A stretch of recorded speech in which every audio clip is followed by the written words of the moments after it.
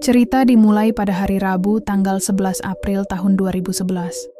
Dalam ruangan yang gelap, seorang pria nampak terduduk di kursinya sembari melihat layar monitornya. Dirinya nampak sedang membuat sesuatu dengan kertas origami. Setelah selesai membuat bentuk angsa, ia segera menyimpannya. Terlihat ia sudah membuat beberapa bentuk angsa menggunakan kertas origami tersebut.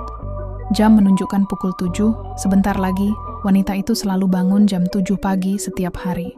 Pria itu terus menatap layar monitornya, menanti-nanti wanita itu muncul. Ia cukup heran karena wanita tersebut tidak muncul sama sekali. Padahal biasanya jam 7 pagi dia sudah terbangun. Suara pintu yang berbunyi membuatnya teralihkan. Yang ternyata itu adalah seekor anjing. Dengan hangat, pria itu bertanya apa dia habis jalan-jalan pagi. Singkat waktu, jam menunjukkan pukul 7:17. Ia bertanya-tanya apa hari ini wanita itu telat lagi. Setelah lama menunggu, akhirnya seorang wanita terlihat dari monitornya. Pria itu sangat senang karena akhirnya wanita itu sudah bangun. Kita beralih ke kediaman wanita itu. Nampak seorang pria tertidur pulas. Wanita itu memanggil-manggil suaminya untuk cepat bangun, karena kalau tidak, dia akan telat datang kerja. Mendengar panggilan istrinya, akhirnya pria itu terbangun. Ia berteriak keras menyadari bahwa ia sudah telat. Anak perempuan keluar dari kamarnya. Ia terbangun masih belum sadar, karena suara ayah dan ibunya membangunkan dari tidur nyenyaknya. Singkat waktu, istrinya sudah menyiapkan keperluan suaminya untuk berangkat kerja.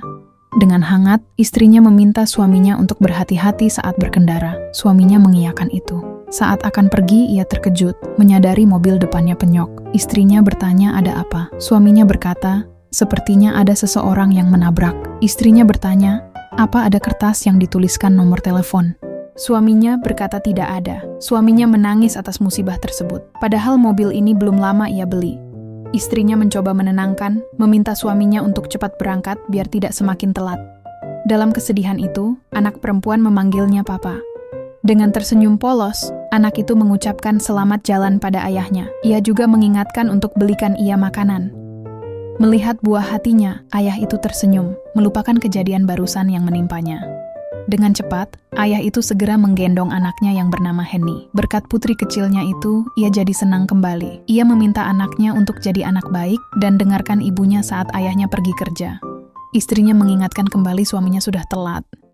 Ibu itu mengajak putrinya masuk ke rumah karena di luar udara dingin. Silauan terang terlihat di arah pohon kecil. Di dalam daun-daun tersebut terdapat kamera tersembunyi. Pria stalker itu sangat senang, karena keseharian wanita itu bersama keluarganya yang bahagia dan tidak pernah berubah. Dirinya sudah memperhatikannya seperti ini selama 6 tahun. Sebuah kamera tampak terpasang di atas tangkai pohon. Kamera itu menyorot ke tempat tinggal wanita tersebut. Lebih tepatnya mengarah ke dapurnya. Pria stalker paling suka di saat seperti ini, saat dia sedang memasak. Sambil menyeruput mie instannya, ia bertanya-tanya rasa masakan wanita itu seperti apa. Ia teralihkan dengan suara anjingnya yang menggonggong meminta makanan. Pria itu memuji anjingnya menyadari bahwa anjingnya lapar juga. Ia menyuruh anjing itu untuk mundur ke belakang. Anjing itu menurut ia segera mundur ke belakang. Pria stalker segera menyuruh anjing itu duduk. Ia akan segera mengambil makanannya. Tempat makan anjing tersebut sudah diisi oleh makanan. Anjing itu terdiam seolah-olah menunggu perintah majikannya. Pria stalker menjentikan jari, meminta anjingnya untuk cepat makan. Mendengar itu, dengan cepat anjing itu memakannya. Pria stalker tersenyum memuji anjingnya yang sangat pintar. Kita beralih ke kediaman keluarga kecil itu.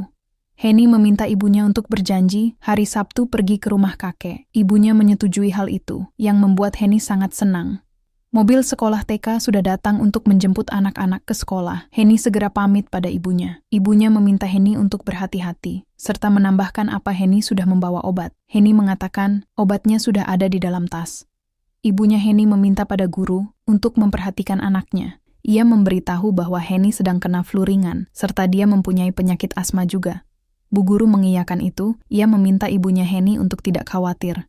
Wanita itu akhirnya bisa bernafas lega, karena akhirnya ini waktu untuk dirinya. Pria stalker berkata bahwa pagi harinya selalu dimulai seperti ini. Wanita itu berolahraga berlari di sekitar wilayah kompleks. Seorang tetangga memuji ibunya Henny yang sangat rajin berolahraga. Wanita itu tersenyum hangat, sembari mengucapkan selamat pagi pada tetangganya itu. Pria stalker itu melihat wanita itu di monitornya. Nampak pria itu sedang berolahraga dengan melompat-lompat, mengikuti rutinitas wanita itu yang rajin berolahraga. Setelah itu, wanita itu juga bersih-bersih rumahnya agar terasa nyaman. Pria stalker juga ikut bersih-bersih di ruangannya.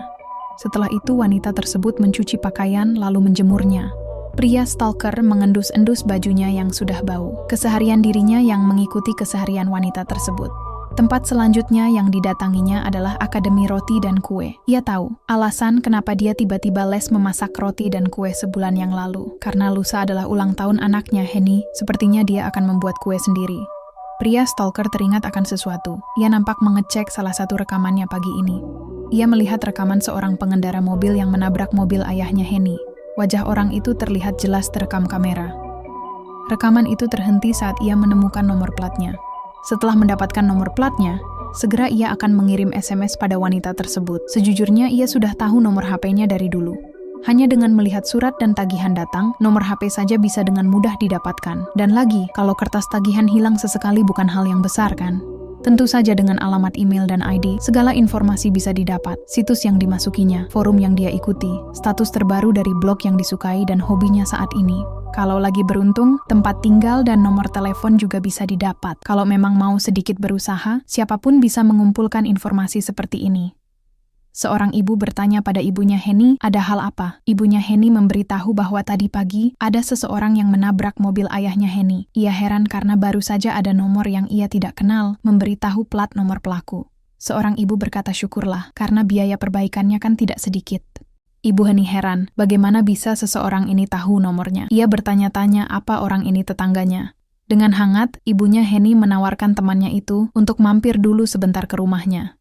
2 cangkir teh selesai dibuat oleh ibunya Henny. 2 temannya itu merasa tidak enak pada ibunya Henny. Namun, dengan hangat ibunya Henny berkata tidak apa-apa, karena sudah seharusnya tamu dilayani dengan baik. Senyumannya sangat indah, begitu cerah dan lugu. Pria stalker sudah puas hanya dengan melihat senyumannya seperti ini. Dengan itu saja ia sangat bahagia. Melihat itu ia beranjak dari duduknya, bermaksud untuk membuat secangkir teh. Pria stalker tidak bisa berdiri di hadapan dirinya, karena ia tidak bisa membuatnya tersenyum. Monster yang buruk rupa dan jelek seperti dirinya ini tidak akan cocok bersanding dengannya. Musim dingin tahun 1979 di rumah sakit bersalin. Seorang wanita tengah menjalani persalinannya. Seorang dokter mencoba wanita itu terus mendorong lagi, karena sedikit lagi selesai. Wanita itu mengerang kesakitan, mencoba mengeluarkan bayinya. Suara bayi menangis, menandakan bayinya telah selamat. Namun dokter itu terkejut dengan keadaan bayi tersebut. Ia berteriak karena ketakutan. 33 tahun yang lalu, dirinya lahir sebagai monster. Setelah ia lahir, ayah yang tidak pernah sekalipun mengunjungi itu sepertinya punya banyak uang. Setelah berpisah dengan ibu, dia selalu mengirimkan uang yang cukup. Setelah ibu meninggal pun, sampai sekarang dirinya hidup tanpa kesulitan uang. Akan tetapi, bagaimanapun dirinya mendandani dengan barang-barang mahal, rupa buruknya tidak bisa ditutupi. Malah semakin banyak efek sampingnya. Ia berpikir lebih baik terlahir sebagai orang bodoh. Ia sudah sangat tidak tahan dengan tubuhnya yang menjijikan ini. Setiap hari rasanya ia ingin mati saja. Namun pada hari itu, seorang wanita muncul di hidupnya. Dia adalah orang pertama yang memperlakukan dirinya layaknya seorang manusia. Dia yang ramah kepada siapapun dan mempunyai hati yang baik. Jika orang-orang tahu bahwa dirinya memasang kamera di sekitarnya dan memperhatikan dari jauh, pasti dirinya akan lebih dicaci maki. Tapi dirinya tidak bisa melakukan hal lain selain memperhatikannya saja. Dirinya tidak bisa jadi teman di sebelahnya, apalagi menyatakan perasaannya. Bahkan ia tidak bisa melihat wajahnya secara langsung, karena dirinya adalah monster buruk rupa.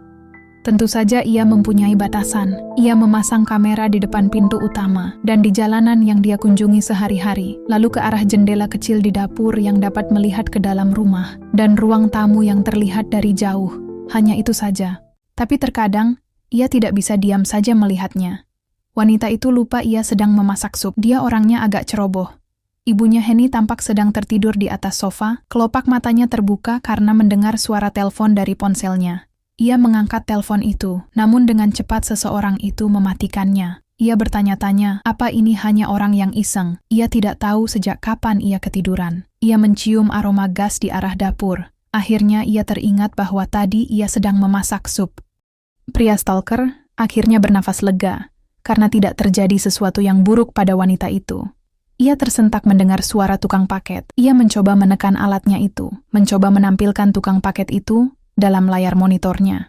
Ia meminta untuk taruh saja paketnya di depan pintu gerbang. Tukang paket itu segera menuruti permintaannya. Pria stalker nampak mengintip di arah pintu. Ia mengamati sekitar, berharap agar tidak ada seseorang yang melihatnya.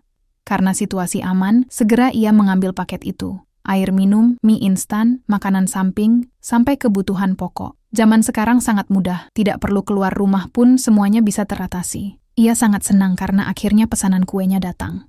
Menurut pria stalker di dalam rumah adalah dunianya dan surganya. Ia heran kenapa salju turun di bulan April, padahal sekarang harusnya musim semi. Akhir-akhir ini cuaca memang tidak bisa diperkirakan. Karena salju, salah satu kameranya tertutupi. Bisa gawat jika sampai beku, besok kan hari ulang tahunnya Henny. Pada subuh hari itu, jam 3:04. Pria stalker bersama anjingnya nampak sudah bersiap untuk membersihkan salah satu kameranya. Saat pindah rumah, alasan ia memilih rumah ini tentu saja karena sepi dan tidak ada orang. Tapi yang lebih penting adalah, ada lubang saluran air yang ada di pintu belakang. Pria stalker itu segera masuk ke dalam lubang saluran air. Sementara itu, anjingnya menunggu di atas karena merengek ingin ikut. Segera pria itu menutup kembali tutup lubang saluran air, meninggalkan anjingnya yang berada di atas. Tempat yang gelap dan mengerikan ini sangat pas untuk dirinya. Lubang saluran air dan monster, bukankah itu kombinasi yang sangat pas? Dirinya bisa kemana saja lewat sini. Di atas sana, ia tidak bisa kemana-mana sesuka hatinya. Tapi di dalam sini, ia sangat bebas. Saat dalam perjalanan, pria stalker mendengar suara endusan peliharaannya di atas. Di atas, anjing itu mengendus-endus seakan-akan memberikan isyarat.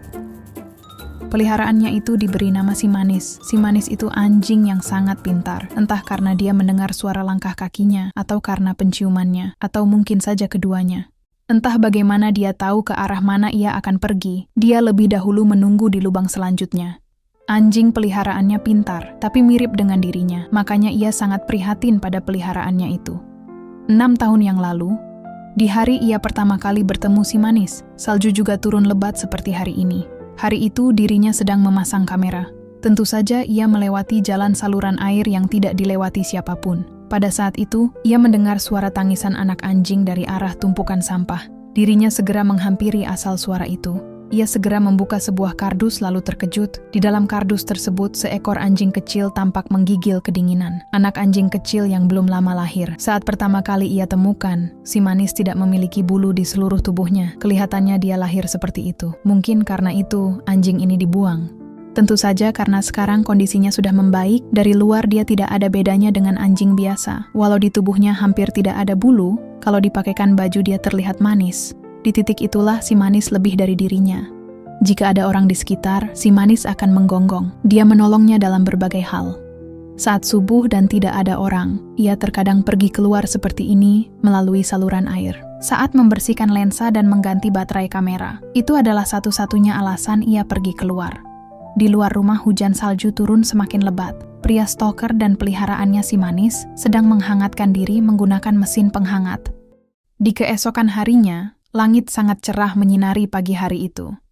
Saat suaminya akan pamit pergi, istrinya meminta untuk pulang cepat karena hari ini adalah hari ulang tahun Henny. Suaminya mengiyakan hal itu. Di kediaman pria stalker, ia sangat senang. Untung saja kameranya sudah ia bersihkan tadi subuh, karena hari ini adalah ulang tahun anak perempuannya, yang bernama Henny. Ia bertanya-tanya mereka akan kasih hadiah apa pada Henny. Tentu saja hari ini akan menjadi hari yang membahagiakan daripada hari lainnya.